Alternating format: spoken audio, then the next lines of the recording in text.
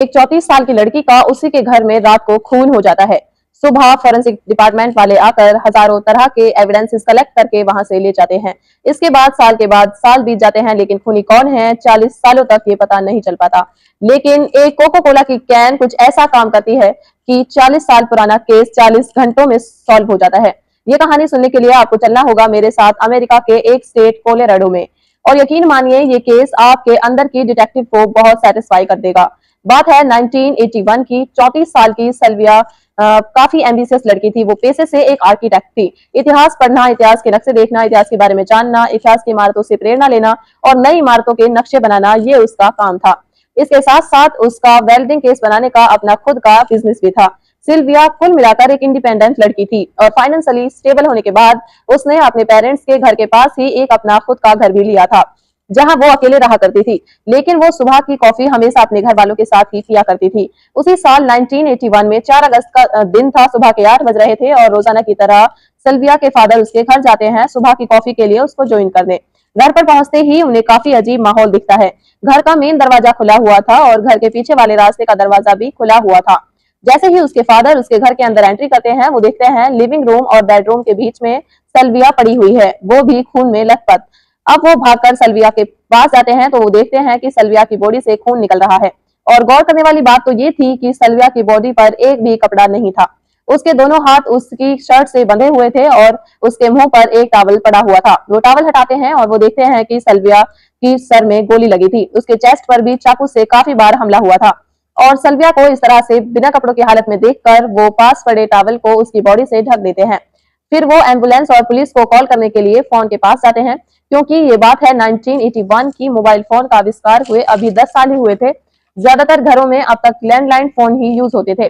जब वो फोन के पास पहुंचते हैं तो वो देखते हैं कि किसी ने लैंडलाइन का तार काटा हुआ था।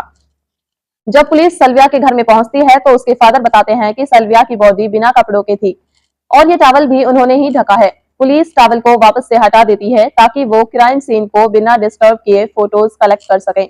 सल्विया की बॉडी को पोस्टमार्टम के लिए भेज दिया जाता है, जिसके बाद फोरेंसिक डिपार्टमेंट वाले उसके घर की छानबीन करते हैं। छानबीन करने पर उनको दिखता है कि बेडरूम की विंडो को तोड़ने की कोशिश की गई है, लेकिन वो खिड़की ज्यादा मजबूत होने की वजह से टूट नहीं पाई। जिसके बाद वो बाथरूम में जाते हैं और वहां वो देखते हैं बाथरूम की एक बहुत बड़ी खिड़की पूरी की पूरी टूटी हुई है और उस खिड़की से निकलकर रास्ता सीधे झाड़ियों में जाता है। सबूतों को इकट्ठा करने के लिए वो झाड़ियां भी टटोलते हैं और झाड़ियों में लगभग 6 फीट दूर उन्हें टूटे हुए खिड़की के कांच मिलते हैं। घर के अंदर से बहुत सारे फोरेंसिक एविडेंसेस मिलते हैं। सल्विया की बॉडी भले ही ड्राइंग रूम और बेडरूम के बीच में फर्श पर मिली हो, लेकिन सल्विया के बेडरूम में बेड पर बहुत सारा खून फैला हुआ था। उसकी पूरी बेडशीट, पिलो कवर्स और डोरमेट सभी खून से लथपथ थे। पुलिस को बेड के पास पड़ा हुआ खून में लथपथ एक चाकू भी मिल जाता है। अब ये चाकू, सल्विया की बेडशीट, सल्विया का पिलो कवर, बेड के पास पड़ा हुआ एक ऑरेंज कलर का रंग, वो टॉवल जिससे सल्विया का मुंह ढका गया था। क्योंकि सल्विया की बॉडी बिना कपड़ों के मिली थी तो उसके प्राइवेट पार्ट से भी कुछ स्वाब लिए गए थे और वो सल्विया की शर्ट जिससे उसके हाथ बांधे हुए थे। ये सभी चीजें जांच के लिए फोरेंसिक डिपार्टमेंट अपने साथ ले जाती है। सारे सबूतों की जांच के बाद साथ साथ पुलिस घर वालों से भी बातचीत करती है और जब सल्विया की फैमिली से पूछताछ शुरू होती है तो सल्विया की फैमिली मेंबर्स बताते हैं कि 4 अगस्त के दिन सल्विया के घर पर कोई भी नहीं आया था। इसके साथ ही पुलिस को ये भी पता चलता है कि रात के 11 बजे सल्विया ने अपनी बहन से फोन पर भी बात की थी। इससे ये साबित होता है कि रात के 11 बजे तक सल्विया का फोन चालू था, लेकिन सल्विया के मर्डर के बाद फोन के तार कटे हुए मिले थे। इससे ये पता चलता है कि जो भी सल्विया के घर में घुसा था वो रात के 11 बजे के बाद में ही घुसा होगा। अब सल्विया की पोस्टमार्टम रिपोर्ट आती है, जिसके अंदर कॉज ऑफ डेथ 2 थे। पहला, उसके चेस्ट पर 3 बार किया चाकू से हमला, जिसकी वजह से उसके हार्ट और दोनों लंग्स में काफी गहरी चोट आई थी, जिसमें बहुत ज्यादा ब्लड लॉस होने की वजह से सल्विया की डेथ हुई। सल्विया की मौत का सेकेंडरी कॉज था उसके माथे पर लगी गोली। और सल्विया की बॉडी से मिले स्वैब्स ये साफ बता रहे थे कि उसके साथ सेक्सुअल असॉल्ट भी हुआ है। सल्विया की बॉडी पर, बिलो पर, बेडशीट पर और टॉवल्स पर सीमेंट के सैंपल्स भी थे। इसके अलावा सल्विया की गर्दन पर एक गहरा लाल निशान भी था, जिसको देखकर साफ कहा जा सकता था कि इसकी गर्दन घोटने की कोशिश की गई थी। पोस्टमार्टम में ये भी पता चलता है कि सल्विया ने अपने आप को बचाने की काफी कोशिश की थी और खुद को बचाने की कोशिश में सल्विया के बहुत से नाखून टूट गए थे। 1981 में ना तो साइंस ने इतनी ज्यादा तरक्की की थी और ना ही फॉरेंसिक साइंटिस्ट के पास इतनी अच्छी मशीनरीज थी जो उन सब चीजों की इतनी बारीकी से जांच कर सके। तो इन्वेस्टिगेशन ज्यादा लंबी खिंच गई। इस कांड के होने के 2 साल बाद यानी 1983 में फोरेंसिक साइंस में कुछ डेवलपमेंट हुई, जहां उन्होंने एक ऑल्टरनेटिव लाइट बनाई जिसमें डीएनए काफी बारीकी से देखा जा सकता था। और आखिरकार 1983 में सल्विया की बॉडी पे, टॉवल पे, शर्ट पे, पिलो कवर्स पे, बेडशीट्स पे और उस ऑरेंज कलर के रंग पर फॉरेन डीएनए यानी किसी का डीएनए आइडेंटिफाई हुआ था। लेकिन अब प्रॉब्लम वाली बात यह थी कि अब डीएनए इतने कम अमाउंट में था कि उसको उन चीजों पर से हटाकर मैचिंग के लिए भेजना पॉसिबल नहीं था। टाइम भी बीतता गया, लेकिन टाइम के साथ साथ साइंस भी तरक्की करता गया और सन आया 2000। सीबीआई फाइनली उस डीएनए को डेवलप कर पाया और वो निकला एक आदमी का डीएनए। सीबीआई एफबीआई की मदद से वो डीएनए मैच करने के लिए कंप्यूटर सिस्टम में डालती है, लेकिन वो किसी भी अपराधी के रिकॉर्ड से मैच नहीं होता। इसका मतलब जो भी खूनी था उसका शायद ये पहला और आखिरी अपराध था।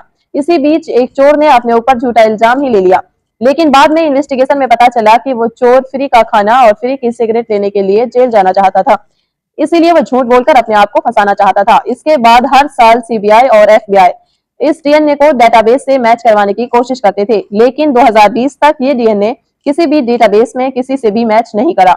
अब साल आता है सन 2020। 2020 में एक कंपनी सामने आती है, ये night data DNA data collect, जो हेल्थ रिलेटेड लोगों का डीएनए सैंपल अपने पास सेव रखती थी। अब एफबीआई उनकी मदद लेते हैं और अब 26 मई 2020 को सल्विया के घर पर मिला हुआ डीएनए एक फैमिली ट्री के डीएनए से मैच हो जाता है। पुलिस के लिए आसानी की बात तब हुई तब उस फैमिली के बहुत कम लोग बचे थे। धीरे धीरे पुलिस ने सबको रूल आउट किया और सबकी सुनी गई, लेकिन एक इंसान पर, एक आदमी जो 1981 में सल्विया के घर से लगभग 20 किलोमीटर दूर रहा करता था और पास में ही उसका घर था, पुलिस उसकी बिल्डिंग के चक्कर काटने शुरू कर देती है। एक दिन एक आदमी उस बिल्डिंग का कूड़ा इकट्ठा करके घर के पास वाले डस्टबिन में डालने गया और मौके का फायदा उठाकर पुलिस वाले वो बैग्स उठाकर फोरेंसिक वालों के पास ले गए। उस गार्बेज में पुलिस को जिस पर शक था उसी के नाम से एक बिल मिला जिसमें उसका ईमेल एड्रेस था और उसके खरीदे हुए सामान की लिस्ट थी। उस खरीदे हुए सामान में एक कोका कोला की एक कैन का नाम भी था जो वनीला फ्लेम की थी। लकीली उसी बैग में वो कैन भी मिल जाती है। पुलिस उस कैन का डीएनए सल्विया के घर से मिले डीएनए से मैच करवाती है और वो डीएनए मैच हो जाता है। पुलिस बरास्ता वापस जाती है और उस बिल्डिंग से पकड़ कर लाती है डेविड डेनमे नाम के इस 62 साल के आदमी को, जिसने आज से 40 साल पहले सल्विया का खून कर दिया था। और जब उसने सल्विया का खून किया होगा वो लगभग 22 साल का रहा होगा। 40 साल बाद उसने बिल्कुल एक्सपेक्ट नहीं किया होगा कि पुलिस उसे ढूंढते हुए आ जाएगी और बुढ़ापे में उसका जेल में प्लेसमेंट हो जाएगा। अब कोर्ट में केस चलता है, पुलिस अपने सारे एविडेंसेस कोर्ट में पेश करती है। इसके साथ ही कहानी में एक ट्विस्ट आता है। डेविड कहता है कि सल्विया का खून उसके बॉयफ्रेंड ने किया है, जो काफी ज्यादा अग्रेसिव था और कई बार सल्विया को ऑलरेडी मार भी चुका था। इस बात की जानकारी सल्विया की फैमिली को भी थी और वो सल्विया के घर सल्विया की मर्जी से गया था, इसलिए उसका डीएनए सल्विया के घर में मिला। और इसमें पुलिस की गलती निकाली कि पुलिस ने सल्विया के बॉयफ्रेंड को जांच के अंडर रखा ही नहीं, लेकिन ये सब उसकी बहानेबाजी थी सजाओ से बचने के लिए, क्योंकि फोरेंसिक डिपार्टमेंट को क्राइम सीन के आसपास सिर्फ 2 तरह के डीएनए मिले थे, एक सल्विया का और दूसरा डेविड का। जिसके बाद 2022 में डेविड को उम्र कैद हुई, क्योंकि सारे सबूत डेविड के खिलाफ थे, इसीलिए डेविड को सजा तो हुई, लेकिन उसने सल्विया के घर में इस तरह से हमला क्यों किया, ये बात ऑफिशियली अब तक भी क्लियर नहीं हो पाई है। लेकिन पुलिस का मानना है कि डेविड सेक्सुअल मोटिव्स के लिए ही सल्विया के घर गया था और उसने सेक्सुअली असोल्ट करने के बाद सल्विया को मार डाला। तो दोस्तों, कैसी लगी आपको ये कहानी? ये सच्ची कहानी है यूएसए की। तो अगर वीडियो पसंद आई हो तो एक लाइक करके चैनल को सब्सक्राइब जरूर कर लीजिए। मिलते हैं नेक्स्ट वीडियो।